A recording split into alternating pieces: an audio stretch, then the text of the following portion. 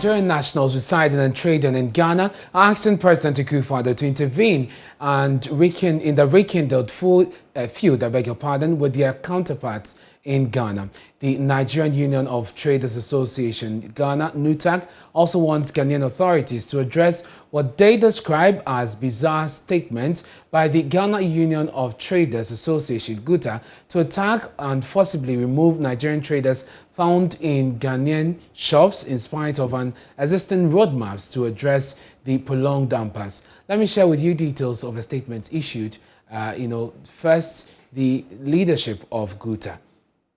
So it says that the Nigerian Union of Traders Association in Ghana, NUTAG, has completely rejected the comments made by their counterpart. Now, government prevailed on them. Of course, so those are the details on your screens there. In the statement released by the Ghana Union of Traders Association of Ghana. This is the GUTA statement. Their counterpart in Nigeria also issued a statement. The Nigerian Union of Traders Association of Ghana has completely rejected the special dispensation offered to them by the government of Ghana after a series of diplomatic efforts by both Ghana and Nigeria governments.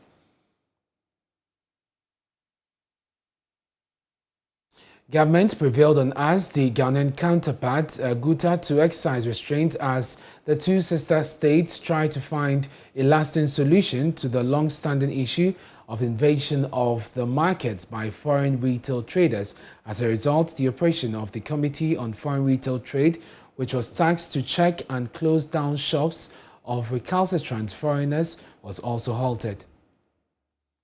In a joint committee meeting of Ghana and Nigeria, when the committee asked the leadership of the Ghanaian traders to provide it with the data of their membership and other relevant documentation on their businesses to enable the committee discuss the issue and make an informed decision in line with the committee's terms of reference, the Nigerian traders also asked for time to produce the documents, which was granted.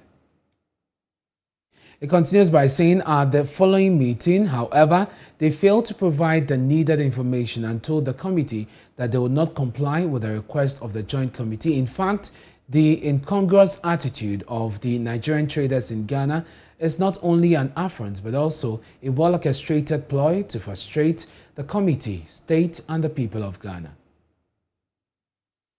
In view of this, we of the Ghana Union of Traders Association wish to appeal to the Committee on Foreign Retail Trade to, as a matter of urgency, resume its operations without any delay, as the behavior of the Nigerian traders has seriously provoked Ghanaian traders and reigniting agitations in the markets. The leaders of GUTA are making all efforts to calm down tempers, but what we cannot assure of is to have influence again over the already frustrated and desperate traders. We hereby want the world to bear witness to the fact that we, thus GUTA, have given some concessions to our Nigerian counterpart, but they have failed to accept, for which there's nothing more we can do than to call for immediate continuation of the operations of the Committee on Foreign Retail Trade to ensure sanity in our markets. And this is signed by Alpha Shabandi, Secretary of GUTA.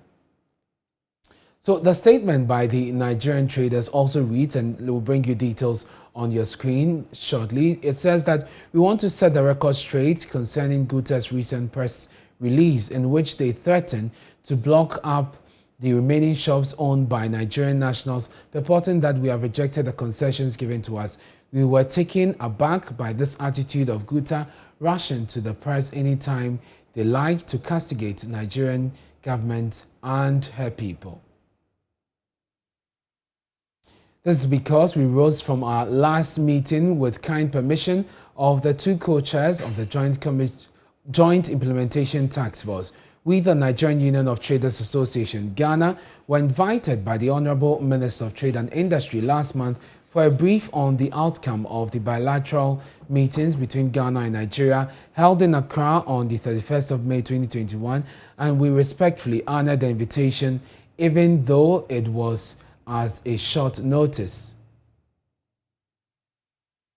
At that meeting, we handed what we refer to as the final communique of the aforementioned bilateral meeting. He also told us that a joint implementation task force will be inaugurated immediately. We tried to raise issue with the said final communique and terms of reference, but all our effort was not entertained, as the minister explained that the only authority that can alter anything on the document is the Interministerial Committee made up of both Ghanaian and Nigerian government representatives. To let peace reign, we agreed to start the process and thereafter seek amendments to some of the clauses that altered the concessions that was originally agreed at the bilateral meeting, which was succinctly captured in the speech of the Right Honorable Speaker of Ghana's Parliament to the Nigerian National Assembly members when he visited Nigeria immediately after the bilateral meetings. So it goes on to talk about the other issues. We've been joined on Zoom by the president of GUTA, Dr. Joseph Obeng, and Chukwu Emeka Inanji, who is the president of NUTAG. Thank you very much, gentlemen, for joining us here on Join Israel. Let me start with you, Dr. Joseph Obeng. You have described the review as retrogressive. Why is that? Yeah, a review of what? Because this is a special dispensation that was clearly communicated to the government of Nigeria, and it was duly launched at the Alisa Hotel, where Nigerian traders were fully represented. So I don't know the review that you're talking about. The joint committee that have been set by the two countries, as a matter of fact, the co-chair represent the two countries, one each from the countries. They are there. So how can somebody go and even change or amend the communique that two countries have assigned to? It is not true. They are spewing a lot of lies. And so at the terms of reference, they have to produce their documents. And so they played delayed tactics. They didn't want to produce. You remember that when the task force closed their shops, they were flouting around documents on TV and everywhere that they have all their documents, they have everything intact, and yet their shops were being closed. And now they say that they've given you special dispensation, and the special dispensation cannot come in abstract. You have to produce documents so that we say that, okay, these people are cleared for the dispensation, because it is up to a certain year. And so unless you produce documents, how can they even work on this dispensation? So they pleaded for time, and it was granted them. And when the time was due for them to produce this document, they said that they cannot comply. And nobody understood, even to the astonishment of their own rep there, and the astonishment of the two co-chairmen. But Dr. Obeng, when you read the statement that NUTAG released today, it said that a lot of the things were agreed on, and that reflected in what the Honorable Speaker of Parliament said before the Nigerian Assembly. And you recall that the Speaker did indeed say that a special dispensation will be given to them, where the required amount of $1 million will be waived specially for Nigerian traders. But you also recall that we said that whatever was communicated there is not what is in the communique, because we were privy to the communique, and so they have they are talking what will suit them. It is not true, because the speaker was talking to a communique, and the communique was with the trade ministry, and it was the trade minister who launched this communique at Alisa in full view of your ministers, and this thing was read to us. Okay, Dr. Obeng, kindly hold it for me. Kindly that, hold the line for me. We're joined by Chukwu Emeka Inanji, who is president of NUTAG. Mr. Inanji, thank you for joining us. Now, is it your understanding that the dispensations that were given to you were without conditions? For instance, you heard Dr. Obeng talk about the fact that you were required to produce the document.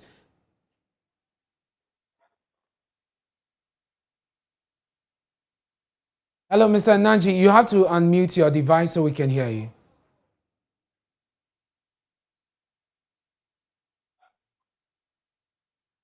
Well, we're trying to establish contact with the president of NUTAG, Chukwu Emeka Inanji. Mr. Inanji, you've joined us now. We're grateful. The understanding I'm getting from the president of GUTA is that these dispensations you talk about were subject to providing certain documentation that would then lead to further discussion on, the purview within which Nigerian traders can operate.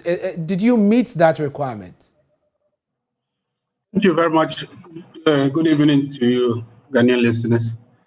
The problem with my brother, Dr. Abid, how are you? Sorry, I heard you have been bereaved. If I'm right, accept my sympathy and my heart goes for the family. We are having issue with the GUTA with the understanding of how things goes. And I think the world should hear. That is why we come up with a press statement. I'm not going to start from day one, but let me just say to the last meeting that we did not walk out of the meeting. We did not pull out, and we did not reject any concession. The truth is that after the Honorable Minister, through the Honorable Minister, Ghanaian government, led by His Excellency Nana Akufo-Addo, granted our request of not showing the presence of $1 million or equity as a requirement for trade, and the $5,000, which is a minimum capital requirement for registration. We were so happy and glad to welcome that news. Little did we know there's another underground, plan by GUTA, because the reaction shows that they are in control. Mr. Inanji, just before you proceed, did you agree at that meeting that you were supposed to provide documents of your members based on which further discussions will be have and you can enjoy this dispensation that you talk about? Which meeting are you asking of? Which meeting are you talking about? And this is the meeting that preceded the launch at Alisa. Now, after the launch or during the launch in Alisa, the Honorable Minister read that the concession comes with dispensation. What I mean is that those who have been in Ghana before on 31st December 2020 will benefit from this concession. Okay. And he raised up again that every other trader that will come after that will have to fully provide all requirements. We were okay with that. Then he came down and says that all the traders should also obey Section 40 of GIPC Act 865. And he says that foreigners should not rent shops in Ghana. Okay. And we objected it. In fact, the acting high commissioner was the one who raised objection. And Dr. Bin here, who was the one who explained that when we are asking where is market, because we were expecting that they are saying, okay, you should move out of market and go and rent somewhere. And it says everywhere a Ghanaian trader is in Ghana is their market, which means we cannot renew our rent, we cannot rent a new shop, meaning you should go after your rent have finished. This is the handwriting on the wall. At the first meeting, at that point, the acting high commissioner raised the objection. The Minister of Trade told him clearly that he's not going to do anything about the document, that he should allow the joint committee to work and deliberate on it and phantom a way in which they work. We agreed. And the meeting was called in next 3 days. That is 13th of August. Okay. We all there when the issue again was raised. And I told them that the concession we have cannot work with when our rent finishes, we should pack and go. The concession is that if you don't have registration, come and register. Stay and trade. And they say no, that we have to now provide our rent agreement, tenancy agreement. That is the only way they can start working. I said, listen, this concession did not come with such clauses. And he can agree with me. If he has a place, there is a clauses that in that the concession that was given to us, he should show us. The issue of rent comes under. And I said to them that number 1, number 3 is the clause. 3 and 4 is eradication, not even evacuation. Eradication of Nigeria traders from Ghana. Ghana, actually, not even a Ghana market. Okay. That 2 cannot work. That was my word. And I told them that the 2 cannot work. That if you say you are giving us concession, we take concession, we stand.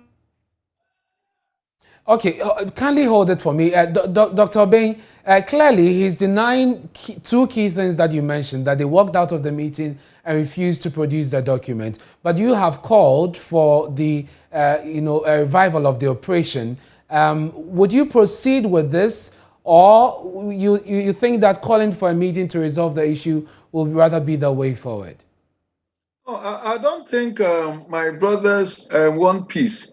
And as a matter of fact, the way they are operating here, I think they are very much comfortable with it, because they always play on emotions that to suggest that people want to send them packing.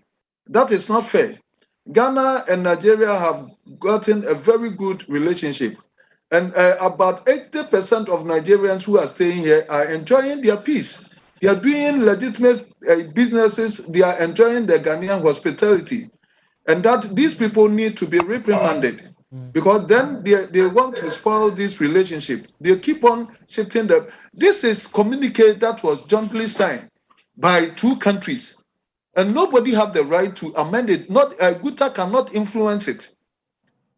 All that these people have to do, if they don't want the special dispensation, because we have to give concession. You know that we are talking about law, and so the law is on our side. And then our leaders have to plead with GUTA and say that because we want to, because of continental free trade, because of ECOWAS, because we are neighbors, because Nigerians are, please give, what do you think we can do so that peace will prevail? And then we give some of our rights to them and see how they are behaving. So Dr. Obeng, if I understand you, of our people, because when the leadership of GUTA was given this concession, we did not even tell our members, who just said no, because if the law says this, the law says this. Let me tell you, now his misunderstanding of the concession. What the concession seek to do is that we want to clear all recalcitrant traders who do not have who do not meet the GRPC law. And now their country came to plead that we should temper justice with mercy.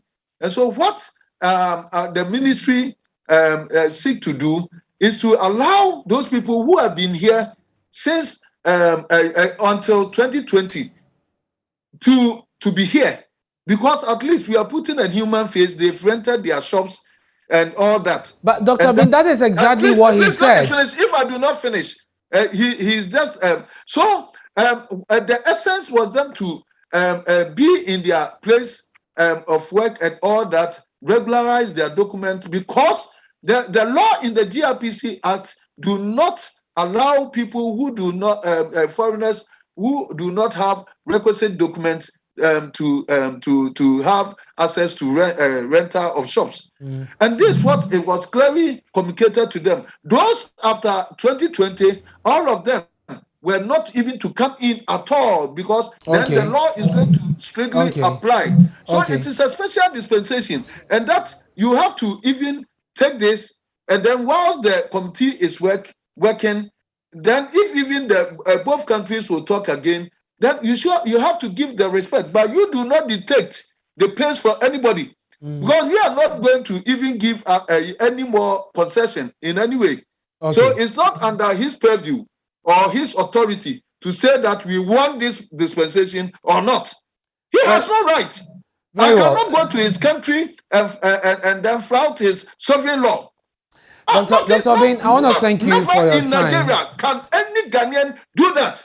I want to thank you for joining us. They have been doing this for all these years. It's not fair. They have to respect the leadership of the two countries.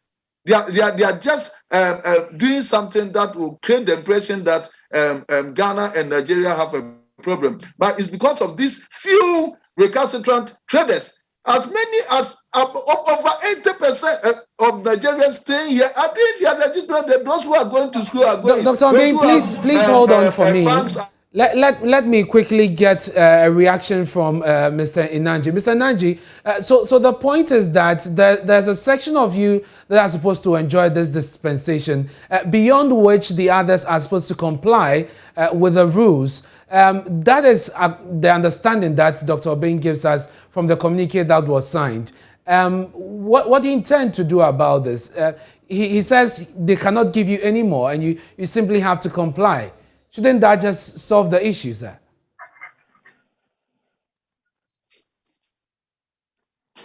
Okay, thank you very much. Dr. Obin, I think by now we should be coming down. We are growing old just like me, and we have to be relaxing and make sure that the future, our children will enjoy this, this continent of ours. What happened is that I think by the statement I made earlier, you can just see that the concession that were given to us was gladly received by Nigeria traders. And we are so much thankful to the government of Ghana, so much expecting it to be implemented, until Dr. Obin and his group hijacked it at a point and did not want it to work. And as they may say, we have not rejected anything. The permission was sought by the Joint Commissioner. It was granted by the co-chair, which told us to go back to our government to find a solution to it. And we have written to Nigeria government, calling on them to intervene in this matter as well. We have called on Akufo-Addo to regulate the trade from the Ghanaian Trade Association, which have been harassing our members all the day. Having said that, we cannot solve this thing on this TV station. We have to go back to the drawing board and look at the whole clauses and know how it works. The issue is that if what Dr. Obin and his group calls concession is that anybody his rent finishes, he should go home, I'm saying that is not concession, that is eradication. And if they are demanding for our tenancy agreement, what they needed is to know when your shop will expire. And I tell you, many shops have expired because some of the shops have been locked for almost 2 years, some are almost 10 months or more than 10 months. So those shops have expired. There's no need of bringing the tenancy agreement. But if God will help us and Mr. Obin and his people agree for the concession that given to us by the people of Ghana and the president of Ghana to work, what will happen is that institution or committees should be organized so that they will tell us what to do. And based on their direction, we do what we're supposed to do, regularize our papers, get the tax stream, and continue our businesses. But if he says that bring your documents, if your tenancy agreement expires, then you cannot rent the shop, you cannot renew. What it means is that they are sacking us in concealment. Well, he disagrees with that interpretation. And like you said, you'd be going back to the committee to see how you can resolve it. We'll be following this closely. And I'm grateful that you joined us. Chukwuemeka Inanji, that's the president of NUTAG. And earlier we had Dr. Joseph Obin, who is the president of GUTA. Thank you very much, gentlemen, for your time here on Join News.